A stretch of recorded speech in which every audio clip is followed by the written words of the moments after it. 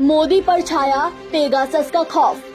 पिछले कुछ महीनों में आपने पेगासस का जिक्र सुना होगा। भारतीय अखबारों में ये खबर लगातार आ रही थी कि मोदी सरकार ने इजराइल से एक जासूसी सॉफ्टवेयर की खरीद की है, जिसके जरिए भारत में विपक्षी पार्टियों की जासूसी की जाती है।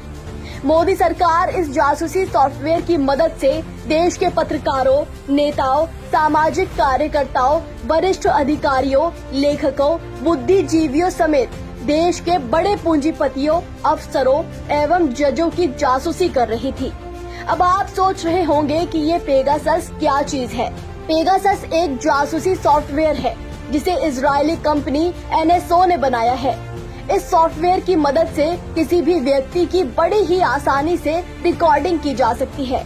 मोदी सरकार ने इस स्पाईवेयर के बल पर पूरे देश में खलबली मचा दी थी। सारे विपक्षी नेताओं की इसके जरिए जासूसी की जाती थी और उन्हें डराया धमकाया जाता था।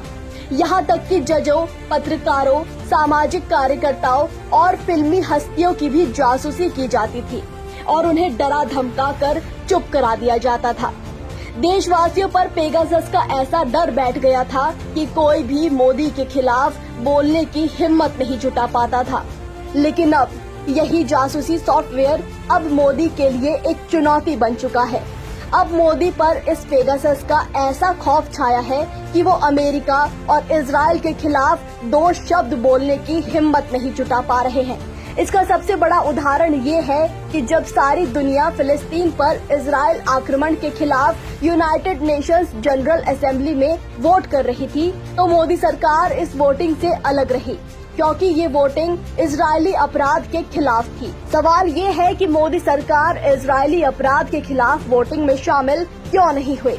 जवाब ये है कि मोदी सरकार को डर था कि अगर उन्होंने इजराइल के खिलाफ वोटिंग में हिस्सा लिया तो इजराइल उनका भांडा फोड़ देगा। इजराइल के पास मोदी सरकार का कच्चा चिट्ठा मौजूद है। कहा जा रहा है कि इजराइल ने पेगासस लगाकर मोदी की जासूसी कर रखी है। मोदी जैसे ही इजराइल के खिलाफ मुंह खोलेंगे, इजराइल मोदी के काले कारनामों को उजागर कर देगा। पेगासस का यही वो भय है जिसके कारण मोदी इजराइल के खिलाफ मुंह खोलने के लिए तैयार नहीं है।